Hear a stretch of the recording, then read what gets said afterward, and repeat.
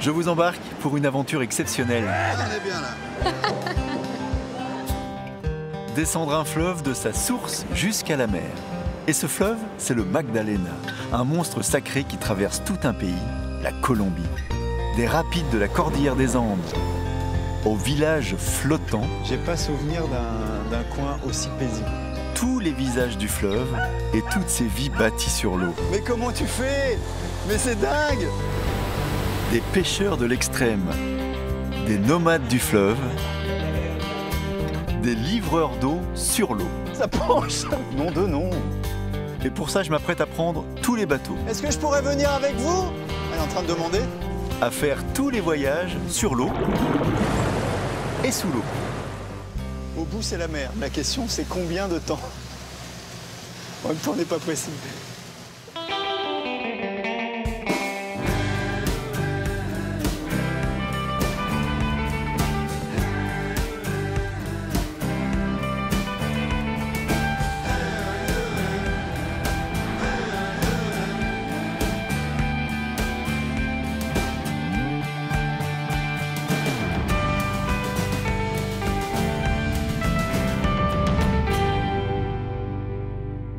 Attention, ça va mouiller. Ok, attention. Adelante, fuerte, equipo. Mon voyage commence ici, Eso es. avec Diego. Hey, aso. Fuerte, equipo. Première image de la Colombie. Eso es. Oh, Diego, c'est bon ça. Je suis à 1100 km de la mer, sur un des nombreux affluents du Magdalena, le Rio Negro. Ici, le fleuve, c'est un dédale de rapides qui dévale la cordillère des Andes. À peine arrivé à Tobia, j'en prends déjà plein les yeux. J'ai l'impression d'être Indiana Jones. C'est vrai qu'il ressemble au pont d'Indiana Jones, mais en plus court. On est bien. Attention, ça va mouiller.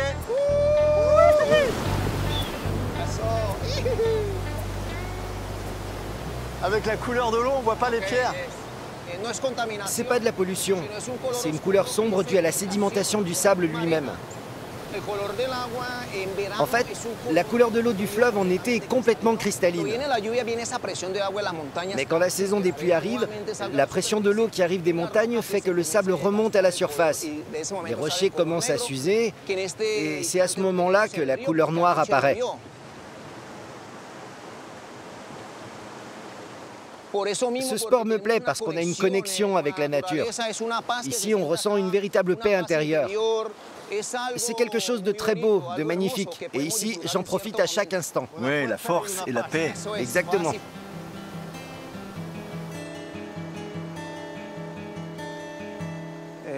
J'ai quelque chose pour toi.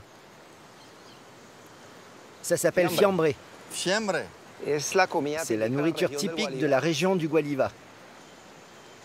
Surprise, du riz, du poulet, de la viande, des patates Ah ouais, il y a tout dedans. et le fameux chorizo. Alors, tu aimes? C'est délicieux, hein? Tu sais, après ce qu'on a fait, tout est délicieux. Et pourquoi c'est empaqueté comme ça? Cette collation est née chez les paysans. Au petit matin, les épouses des hommes qui travaillaient dans les champs, dans les fermes, emballaient leur nourriture, leur déjeuner, pour qu'ils puissent l'emporter. Et à midi, ils le déballaient. Grâce aux feuilles de bananier, la nourriture garde toute sa saveur. Si on partait avec ce bateau-là, il faudrait combien de temps pour aller jusqu'à la mer? Ça te prendra 2 à 3 semaines. Et il faut y aller accompagné d'experts qui connaissent la route. Toi, tu connais la route, toi. Bon, ben, je t'accompagne alors. De toute façon, c'est tout droit, il n'y a qu'à se laisser porter. Hein. Je quitte Diego pour reprendre le fil du courant. Quelques kilomètres plus bas, les eaux se sont un peu apaisées et je trouve une pirogue effilée, genre de taxi du fleuve. Voilà, Seigneur. Ça, c'est un bon bateau, ça.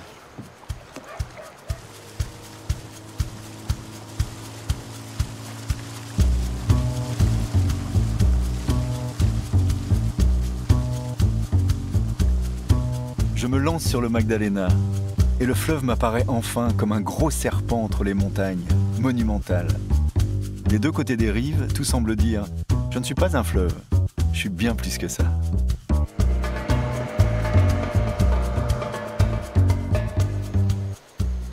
Il commence à y avoir des gens qui se baignent et des maisons. C'est qu'on approche de la ville. La ville, c'est Honda. Honda, c'est le port de Bogota. C'était le dernier point où on pouvait acheminer les marchandises en venant de la mer. Et puis après, ça devait monter dans la montagne parce que Bogota, c'est beaucoup plus loin et beaucoup plus haut, à 2600 mètres d'altitude là-haut. Et lors de Bogota, seul le fleuve, à partir de Honda, permettait de l'acheminer jusqu'à l'océan. Vous allez me dire pourquoi ils n'ont pas mis Bogota près de l'eau? Non, ils voulaient mettre Bogota près des mines d'or. Loin des circuits pour touristes, j'accoste ici dans une ville aux airs de belle endormie. L'architecture raconte un passé florissant. Je sens la douceur de vivre et juste à côté, des traditions plutôt bruyantes.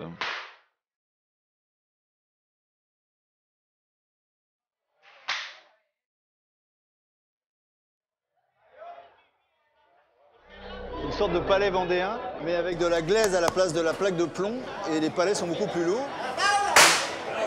Et quand ça tape le truc blanc, ça pète. Mais j'ai pas compris qui est avec qui. Ah.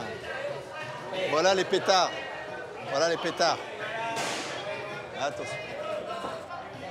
Ah, je comprends pas qui joue contre qui. Vous jouez 2 contre 2? Oui, 2 contre 2. Et l'objectif, c'est de faire péter le truc, c'est tout? Il n'y a que ça comme objectif? Un des objectifs, c'est de faire exploser le pétard. Mais ce n'est pas la seule manière de rapporter des points. Si tu arrives à planter le pavé au centre du cylindre métallique qui supporte les pétards, c'est 9 points.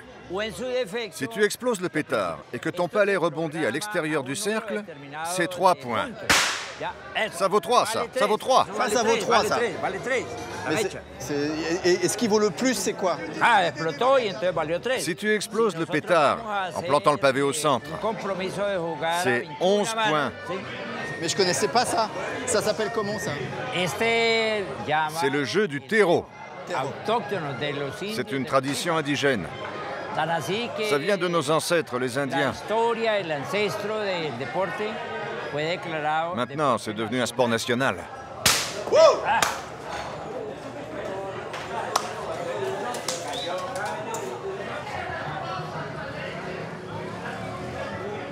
Balancia, de l'équilibre. C'est pas un sport de force, de la souplesse, mais de précision.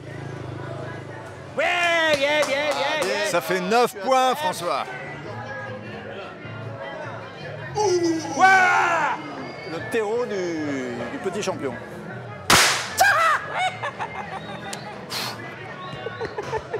On l'a eu. Oh, champion, champion.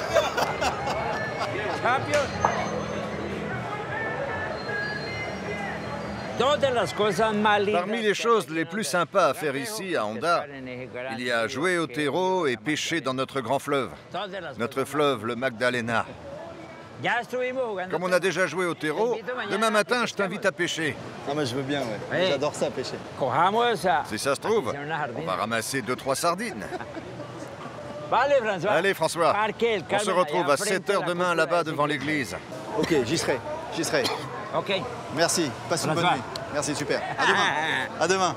Je suis ravi. Merci, merci, merci, merci. Ciao.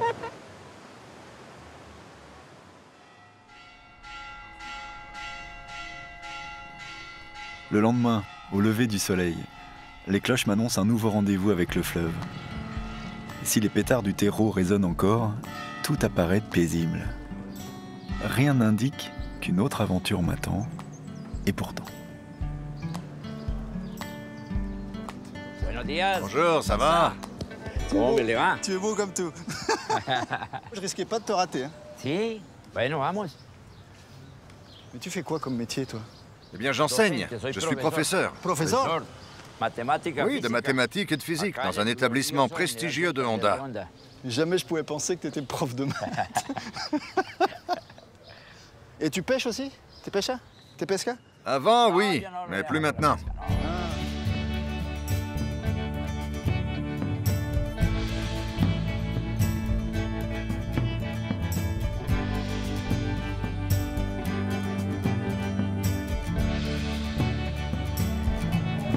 Oula, il y a du jus là.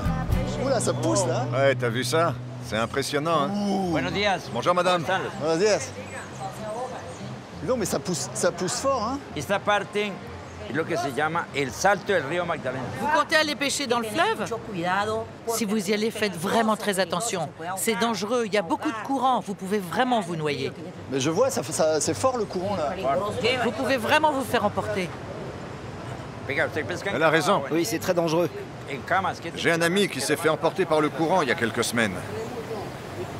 Oh là là là là, mais j'ai jamais vu ça. Ils sont au ras du courant. S'il y en a un qui tombe, on ne le revoit pas. Ça, c'est sûr. Les pêcheurs prennent tous les jours un maximum de risques. Il faut prendre des précautions, parce qu'on ne peut pas faire confiance à la nature. Ici, elle reste insaisissable.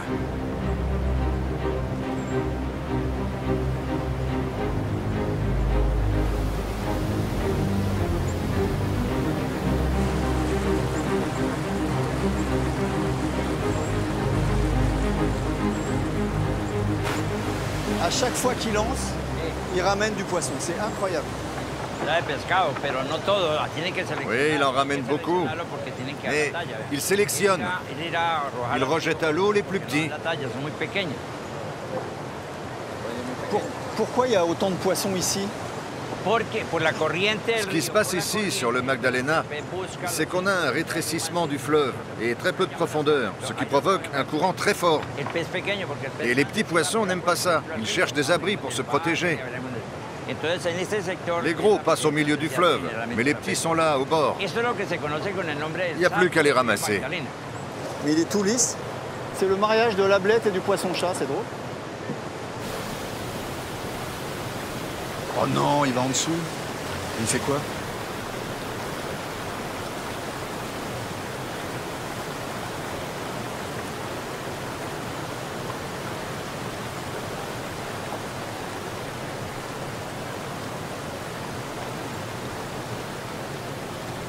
Non! Mais c'est dingue! Mais comment tu fais? Mais c'est dingue! Incroyable! Je fais ça depuis que je suis tout petit. Oui. Mon père et mon grand-père étaient des pêcheurs. Aujourd'hui, j'ai 43 ans. Et depuis que j'ai 3 ans, je suis dans l'eau. Je peux y aller, moi? Dans l'eau? Oui. Laisse-moi me mettre dans l'eau pour t'assurer. Et après, tu viens pêcher avec moi. Ok, ok. Ouais, pas chaud de quand même. Hein. Attends, mais elle est un peu froide, c'est pour ça que je m'habitue. Vas-y. Vas-y d'un coup. D'accord, d'accord. Aïe. Attends. On peut le faire tous les deux. Moi, je prends un bout, tu prends un bout et on les en fait. Ok. Allez, c'est parti.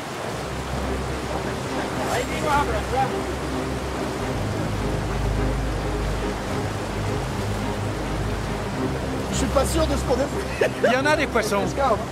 Ah, il y en a? Ça, c'est miraculeux. Tu en prendras plus si tu tiens le filet tout seul.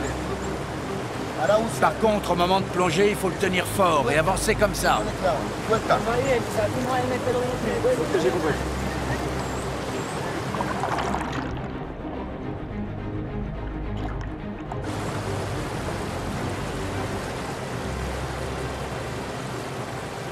C'est bien, mais il faut y aller beaucoup plus en profondeur. Il faut rien en dessous. Sinon, il faut que je t'amène plus près du courant. Déjà ici, j'ai peur de me faire entraîner. Ouais, je sais. J'ai jamais été aussi près du poisson comme ça. C'est quelque chose d'excitant pour ceux qui aiment ça. J'adore. En ce moment, je travaille à Bogota.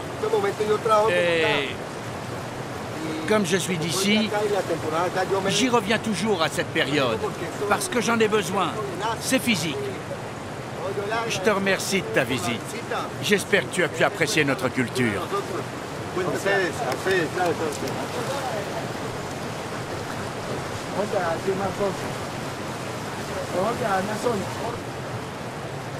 François, bon, il faut vraiment que j'y aille. Aïe!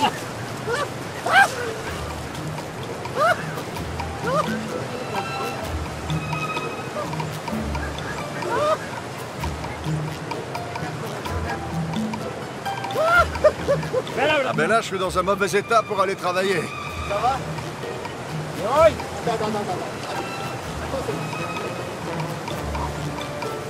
C'était bien de partager ces moments avec toi. J'espère te revoir. Tu vas travailler? Oui, je vais travailler tout mouillé. Merci, chef.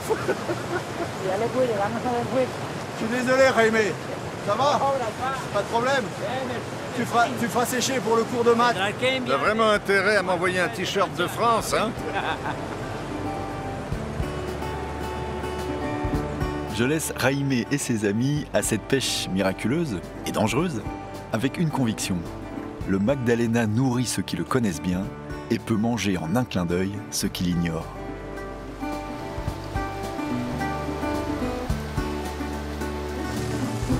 Je poursuis ma route au plus près de l'eau. La mer est encore à 800 km.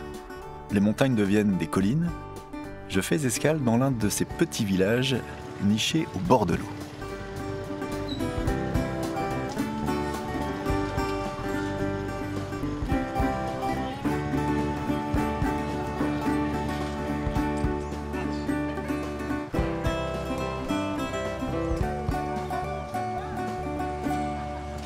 Vous voulez un coup de main? Oui, je veux bien, parce que c'est très lourd. C'est lourd ce truc. Ouais.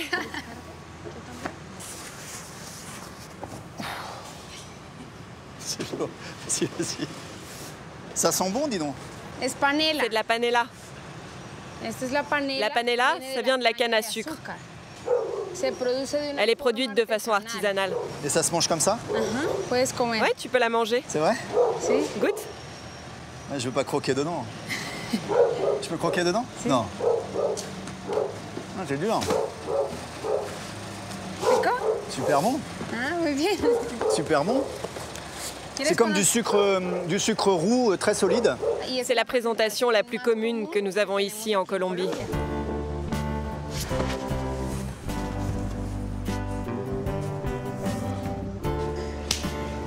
Merci. Et toi, tu vis où?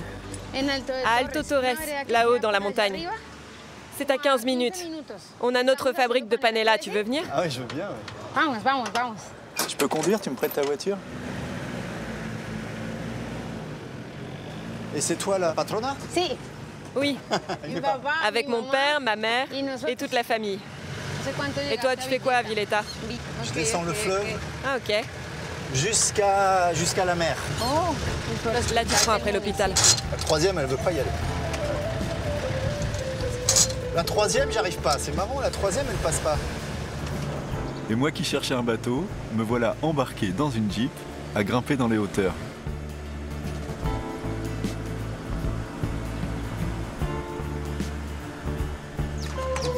Voici la propriété. Bienvenue chez nous. C'est ici qu'on produit la panela. Ah oui, il travaille là-bas. Tu veux aller voir? C'est par là. Hola, señor. Bonjour.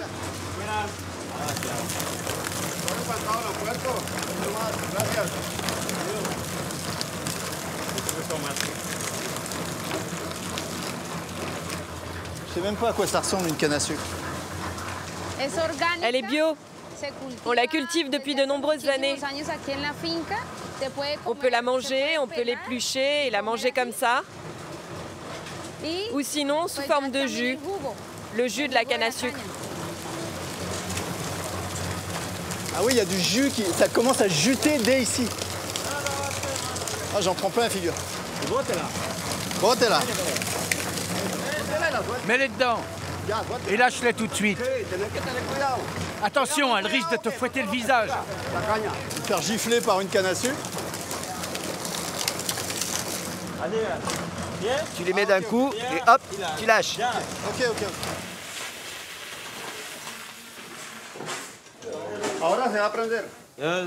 C'est de la guarapo. C'est du jus de canne. C'est pour te désaltérer quand tu as bien travaillé. Il y a de l'alcool dedans? Oui. Oui, un peu. Ah, il y a l'œil qui brille. Salut.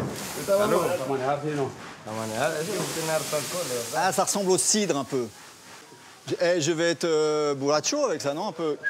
Ouais, ça saoule. C'est bon ça, hein? Vamos! Cet après-midi, je découvre l'art de la panela et tout un art de vivre. Plaisir du travail bien fait, plaisir d'être ensemble. Décidément, le Magdalena invite à des voyages insoupçonnés. Le sirop qui est en train de chauffer là-bas, il est chauffé par un four qui lui-même est allumé par les écorces de la canne. Donc c'est un circuit fermé en fait. C'est archi simple comme système. On chauffe par en dessous avec les écorces de la canne.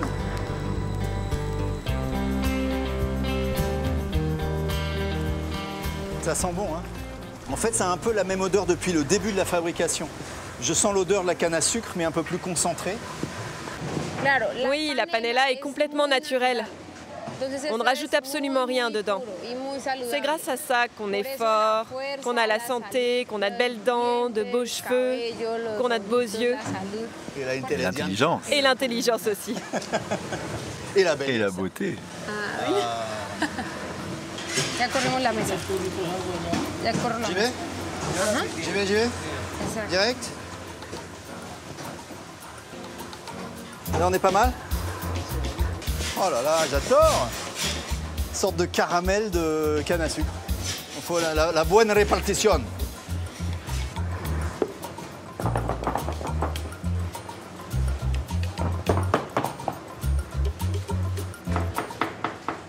Et ça, on s'en sert comment ici? Alors en fait, on prend un morceau de ce bloc de panela, on le met dans une casserole avec de l'eau et on la chauffe afin qu'elle relâche le sucre. Ensuite, on y rajoute du citron et on obtient une délicieuse citronnade. Ou on la laisse seulement avec de l'eau et pour nous, c'est de l'eau de panela traditionnelle.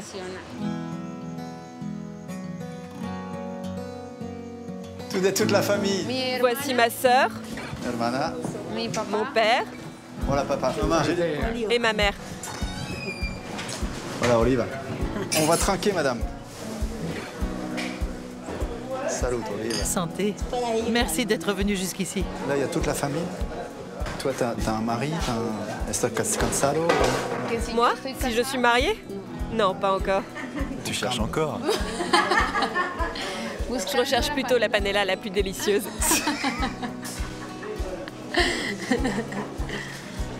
Il y a ta maman qui rigole, hein? Tu maman está rigolado, hein? Oh, c'est elle qui verra.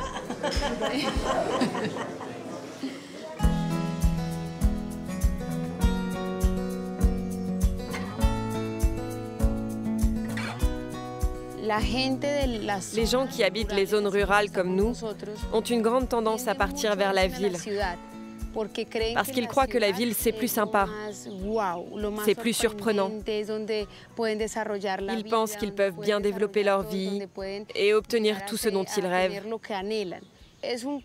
Moi, je ne suis pas de cet avis. Pour moi, l'avenir se trouve à la campagne, là où sont produits les aliments, où il y a de la tranquillité et où tu as une très bonne qualité de vie. À t'écouter, le futur se construit ici. C'est tout à fait ça. L'avenir se trouve à la campagne. En fait, je pense que le futur de la planète se trouve dans toutes les campagnes du monde, parce que c'est là qu'on peut transformer nos cœurs, nos corps et nos esprits. Tu me promets un truc? Quand tu tombes vraiment amoureuse et que tu te maries, tu me le dis. Promets-moi que quand tu as fini de descendre le fleuve et que tu arrives au bout de la mer, tu me préviens. Ciao, belle.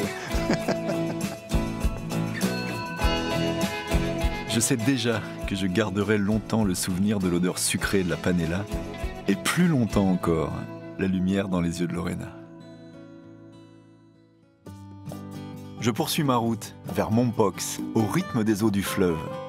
La mer est encore à 300 km et le Magdalena serpente paresseusement, pas franchement pressé de finir sa course. Ça tombe bien, moi non plus.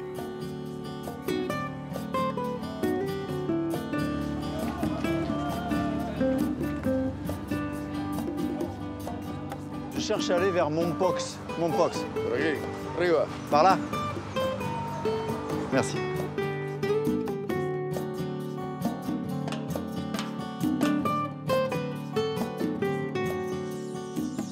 Mompox, c'est une ville incroyable. Il faut s'imaginer quand le Rio Magdalena était encore la voie de communication principale entre la cordillère des Andes et la mer des Caraïbes. Les conquistadors se sont dit on va mettre ici une ville fortifiée pour justement protéger les bijoux, les émeraudes, l'or, l'argent. Et puis cette activité économique a commencé à baisser précisément quand le fleuve a commencé à s'envaser et que les gros bateaux ne pouvaient plus arriver jusqu'ici.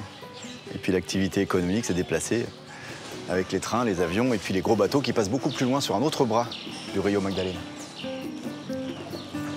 Ici, c'est comme si le temps s'était arrêté. Rien n'a bougé depuis 500 ans. Les mêmes maisons, les mêmes rues. Mompox a vraiment lié son destin au Magdalena. En amont, quand les eaux du fleuve ont commencé à s'envaser, elles ont isolé la ville en la coupant de sa principale voie de communication, à moins qu'elle ne l'ait juste protégée. C'est-à-dire que la ville est tellement loin de tout que même les Colombiens ne viennent pas ici. Les touristes ne viennent pas ici. Ils ont bien tort.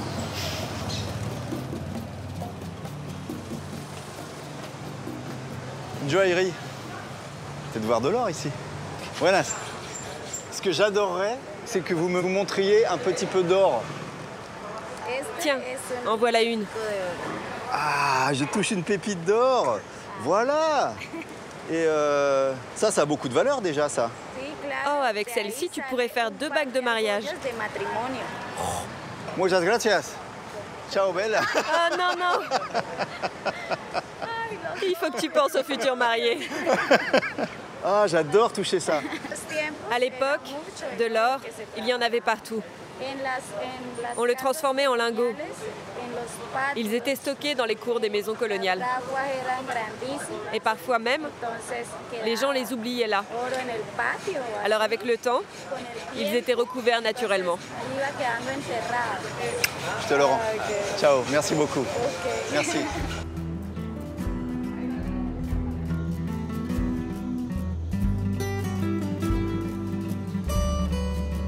Je me laisse porter au gré des rues. Et c'est un autre joyau qui m'interpelle.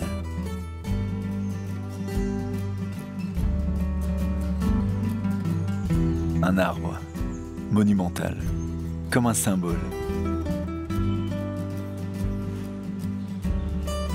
Là aussi, l'homme s'est organisé autour de la nature, en fonction d'elle. Ici, c'est un ficus de plus de 300 ans, un phare, ou plutôt une cathédrale, qui impose le respect. Tout cela m'invite à reprendre le chemin de la nature, et donc la voie du Magdalena. Hola, señor. Comment tu t'appelles? Alberto. Alberto. Me llamo François. Bonjour. Je m'éloigne de Mompox pour trouver un bras du fleuve navigable pour les gros porteurs. Le Rio Magdalena, c'est la principale artère pour transporter les marchandises de la côte vers les terres et du centre du pays vers la mer.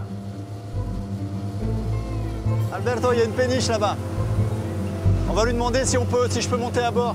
Il y a tellement peu de bateaux que je voudrais pas le rater. Ah là là, c'est un gros bateau. Hein. Combien il y a de barges? 1, 2, 3, 4, 5, 6. Il est chargé à balles. Vas-y, on va lui demander si on peut accoster, si je peux monter à bord.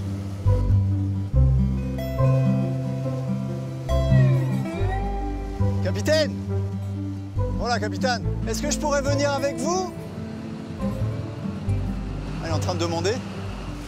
Je peux venir? Bon. Mettez vos gilets. Faut mettre les gilets. Oui, ben je vais en mettre un, Je me fais engueuler parce que j'ai pas le gilet de sauvetage. Pardon de vous déranger. Bonjour, enchanté. Bonjour, monsieur. Je suis le capitaine du remorqueur Humberto Muñoz de la Marine nationale colombienne. Est-ce que vous auriez une petite place pour moi? Ok. Oui, montez. Ah, super. Bienvenue à bord. Ah, Autant les gars. Merci. Merci. Vous transportez quoi là-dedans? Ici, on transporte 12 réservoirs remplis de fioul. Il n'y a pas de risque d'explosion? Non. Non. C'est où la cabine de pilotage? Elle est juste ici, au-dessus de nous. Je guettais des gros bateaux sur le Rio Magdalena. J'en ai pas vu beaucoup, des gros bateaux. Sur le Rio Magdalena, c'est le seul. Ah, vous êtes le seul? Moi, j'ai de la chance. C'est le seul ici en Colombie. Oui, monsieur. Oh, le balcon, incroyable. D'ici, vous pouvez voir la pointe. Qu'il est grand ce bateau, je voyais pas qu'il était si grand. Il y a à peu près 400 mètres de pont. 400 mètres, c'est une piste d'athlétisme.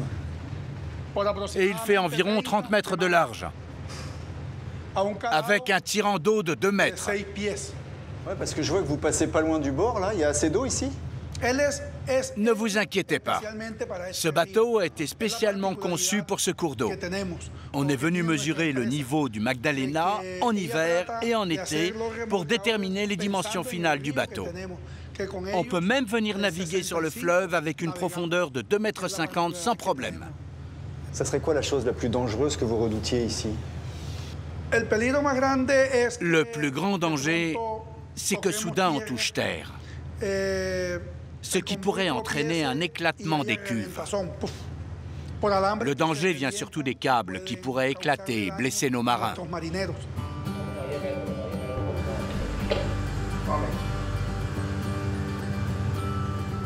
Je sais pas comment il fait pour tenir l'axe.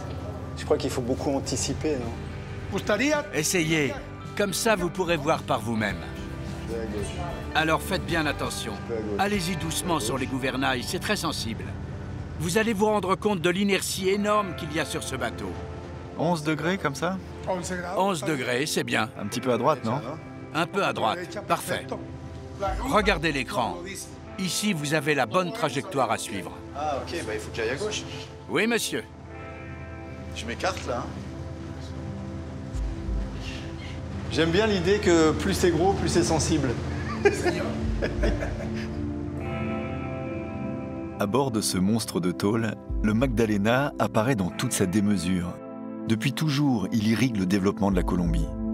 C'est un morceau d'histoire, un pan de l'économie qui ne se raconte plus en lingots d'or, mais en milliers de tonnes et en mouvements de balance commerciale. Ici aussi, le fleuve qui est devenu industriel déroule des vies pas comme les autres, celles des nomades du fleuve. Voilà votre chambre. Oh là là, c'est génial. J'ai jamais vu une cabine aussi spacieuse. L'important, c'est que vous y soyez bien. Incroyable. Roberto et son équipage m'accueillent comme l'un des leurs. Et avec eux, je découvre les liens entre les hommes du fleuve et le plaisir d'un voyage au long cours. Combien de temps vous naviguez? Combien de temps vous êtes chez vous? On navigue 21 jours. Puis on a 7 jours de repos. Sans femme, sans rien. Hein? Non, il n'y a pas de femme ici. On n'a aucune nouvelle. Sans femme? Non, on est tout seul. Sagement.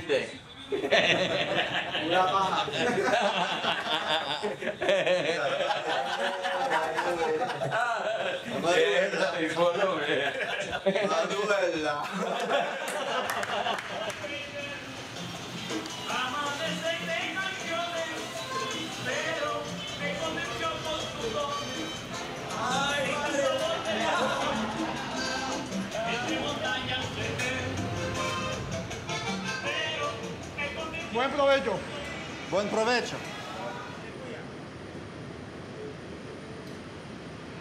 La peau est bonne, hein? C'est ça qui est bien sur les bateaux comme ceux-là. On est toujours bien nourris. C'est quand même bien pour nous, on apprécie beaucoup. Carrément.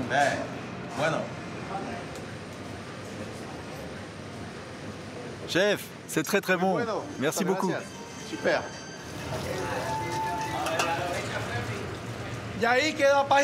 Vous savez, si vous nettoyez bien toutes les assiettes, on sera quitte pour votre séjour sur le bateau. Avec plaisir. Et vous aurez votre ticket pour la mer. Amène les assiettes, là, j'ai fait.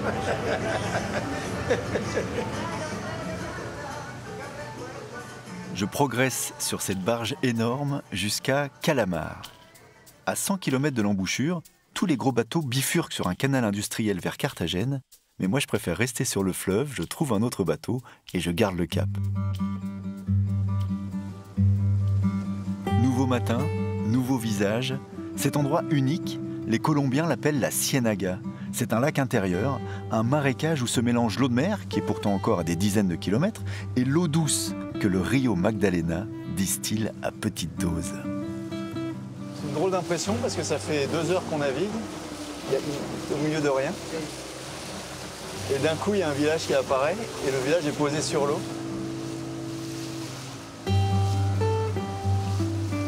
Mais c'est pas un petit village. Il y a combien d'habitants ici? 3000. 3000. 3000 personnes qui vivent au milieu de l'eau. Je me demande qui le premier a eu l'idée de venir construire sa maison ici. Ce que me raconte mon père, qui a plus de 90 ans, c'est que le village était construit plus loin, là-bas sur la terre. Et puis à un moment donné, un pêcheur est venu s'installer ici, plus près des poissons. Et puis les uns après les autres, les pêcheurs l'ont suivi. Au final, tout le monde a emménagé ici.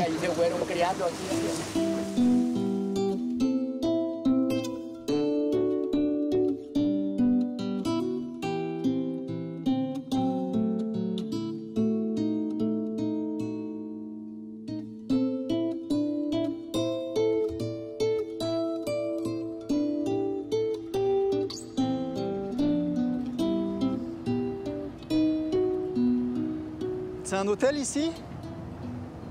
Vous avez des chambres ici? Oui, bien sûr, je peux vous héberger. Comment vous vous appelez? José Donado. Donado. Enchanté. François. Gracias, señor. Muchas gracias. Adelante, siga. L'eau! Hé, José, j'ai ton eau! C'est ma livraison d'eau. C'est qui? C'est lui qui vient me remplir mes bassines d'eau douce tous les jours. Me la traía a domicilio. Et elle te sert à quoi cette eau? Ben, je m'en sers pour me laver, laver mes vêtements, pour faire la vaisselle, pour tout, quoi. Et on peut la boire? Certaines personnes dans le village la boivent. Moi, personnellement, je m'achète de l'eau potable. En fait, une fois que les sédiments se déposent au fond, elle est très claire. Ah oui! Regardez. Incroyable! Bah tu vois, celle-là, je serais plus tenté de la boire, celle-là. C'est un travail. Tu dois avoir des muscles.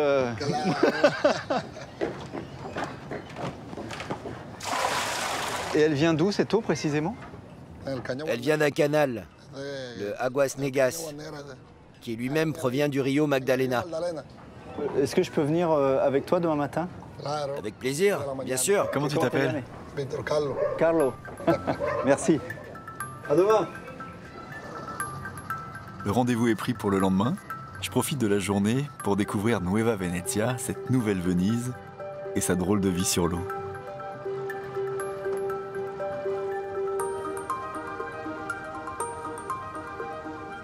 J'ai pas souvenir d'un coin aussi paisible, aussi tranquille. Buenas tardes. Buenas tardes.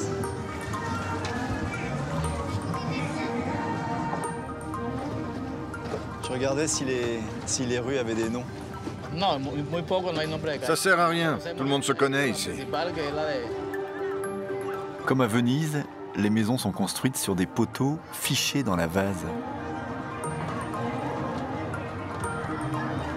C'est la seule zone qu'ils ont réussi à stabiliser, ça sert pour le terrain de foot quand même.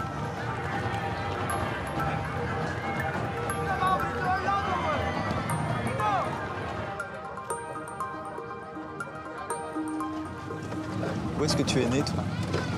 Je suis né ici, à Nueva Venezia. C'est une sage-femme qui m'a donné naissance dans l'une de ces maisons. Et après, tu as fait quoi? J'ai fait toutes mes études dans la région, collège, puis le lycée. Ensuite, j'y ai trouvé du boulot. Et j'ai continué à travailler à Nueva Venezia. J'aime vivre ici. L'air y est particulièrement pur. Tout est paisible.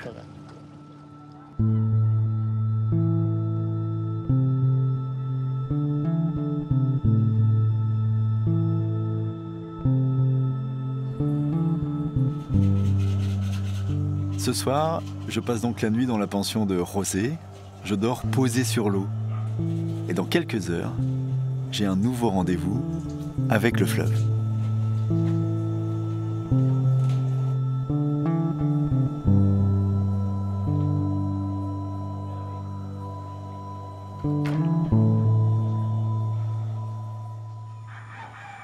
Il est 5h30. Il fait encore nuit. Buenos días. Carlos est pile à l'heure pour m'emmener sur son bateau à travers la Ciénaga.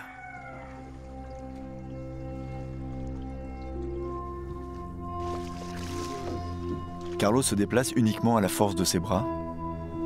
Il faudra plus d'1 heure pour atteindre l'endroit où l'eau du Magdalena vient irriguer le marécage. C'est de l'eau douce, là? Claro. Claro. Carrément. Ouais, c'est de l'eau très douce et très tiède. Et il y en a beaucoup des bras comme ça du Rio Magdalena? Ici, il y a 4 canaux d'eau douce qui partent du Rio Magdalena et qui se jettent dans le lac. Celui-ci est le plus près du village et c'est là qu'on va récupérer l'eau douce. Je vois le principe. Tu peux pas mettre un petit bouchon en dessous, sous la ligne de flottaison, tu ouvres et ça remplit tout seul et après on referme. Non, il n'y a pas de cavité qui puisse être ouverte. C'est pourquoi il faut la remplir d'eau comme ça. Attends, je vais t'aider.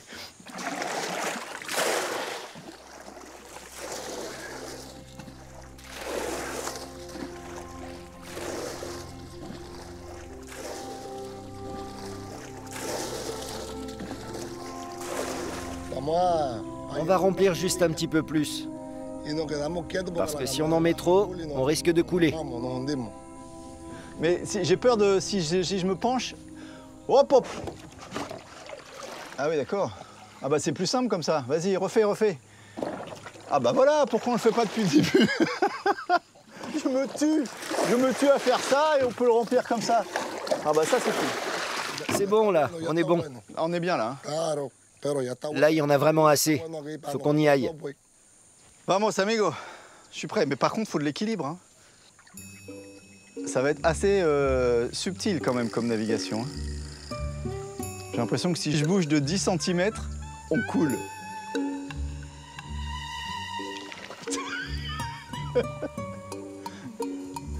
Aïe. L'eau, ça fait ballast, alors dès que ça penche, ça met tout l'eau d'un côté. Non, non. Oh là là, t'es mon champion pour toute la vie, toi. Incroyable, j'ai jamais vu ça.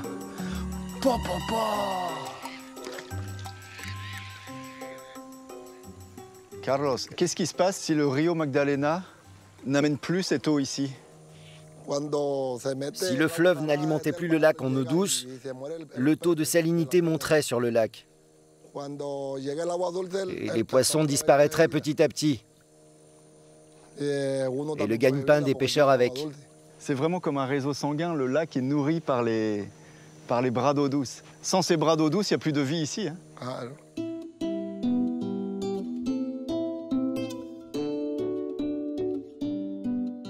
Ça va, Carlos? Bien? Hop.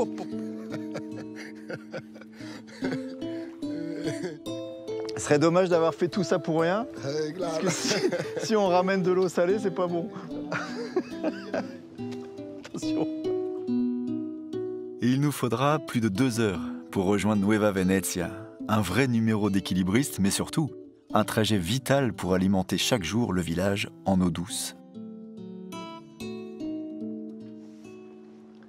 Je mets pas les pieds dedans parce que il a mis du chlore et l'eau doit rester propre après. Là, il y a tous les livreurs d'eau du matin. Salut, confrère. On vous amène de l'eau douce. Gracias.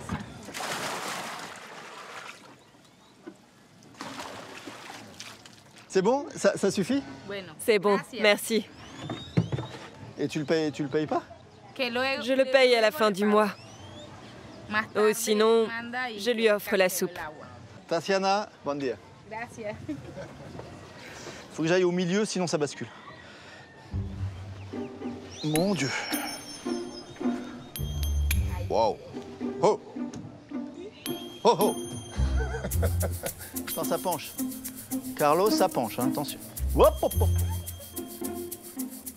Comment c'est ce jeu vidéo? Tu me rappelles quelque chose là? Assassin's Creed, non? Assassin's Creed, non? Ah, je sais plus.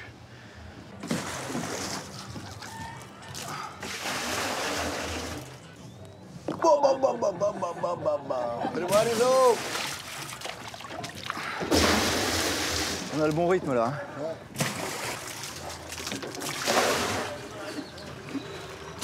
On a fait 3 clients, il en a 30, je suis déjà cuit.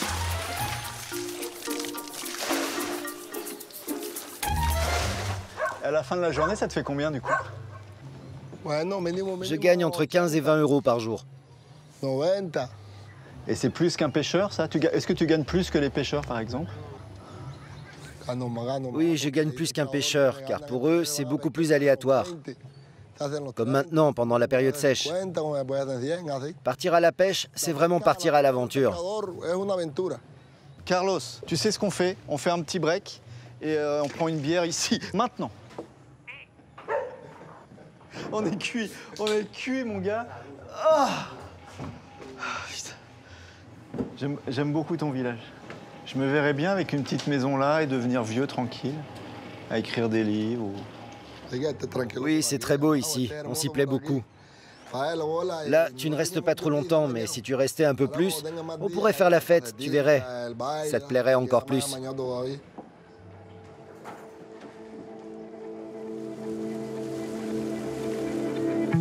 Je quitte ces maisons suspendues avec dans la tête un petit goût de paradis perdu et l'idée sûrement que j'y reviendrai un jour.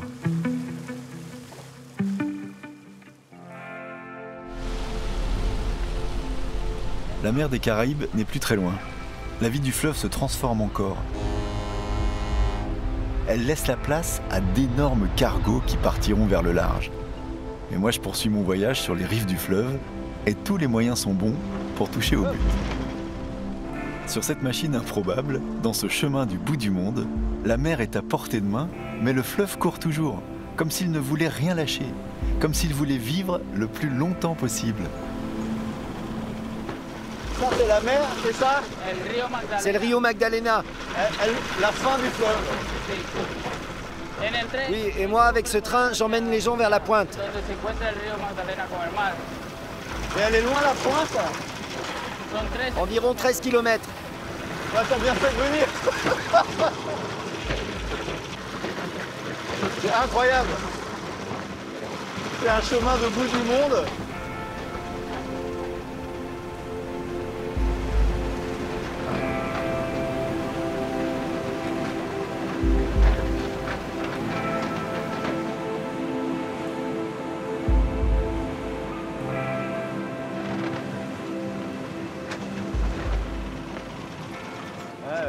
Super.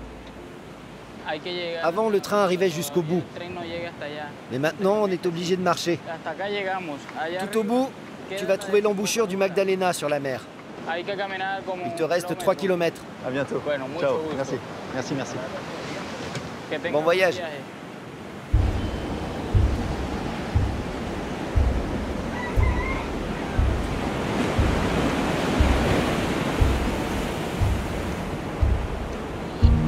Je découvre quelques baraques en plein vent, dernier refuge déglingué avant la mer et surtout dernière étape de mon aventure sur le Magdalena.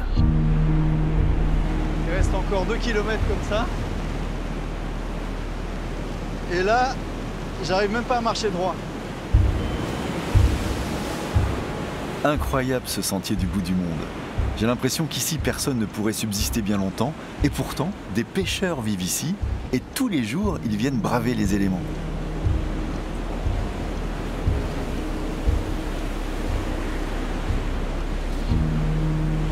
Qu'est-ce que vous faites avec ça? C'est pour pêcher. Le cerf-volant sert à amener la ligne avec les hameçons là-bas au large, là où se trouvent les poissons. C'est toi qui l'as fait? Oui, on les fait tous nous-mêmes. On en fait des petits, des grands, et selon le vent, on choisit. Si le vent est comme aujourd'hui, on en choisit une petite. J'essaie de comprendre le principe. Le cerf-volant, tu le fais partir dans le vent. Ok, après ça tire une ligne et ça doit bouger la ligne dans l'eau, j'imagine.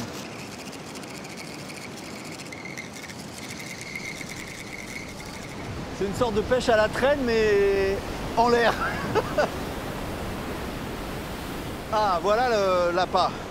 Ça me fait marrer parce qu'en France, quand tu vas à la pêche, t'as du matériel de dingue avec des leurres et tout. Et là, t'as un pauvre machin accroché à un gros hameçon et je suis sûr qu'il en pêche autant.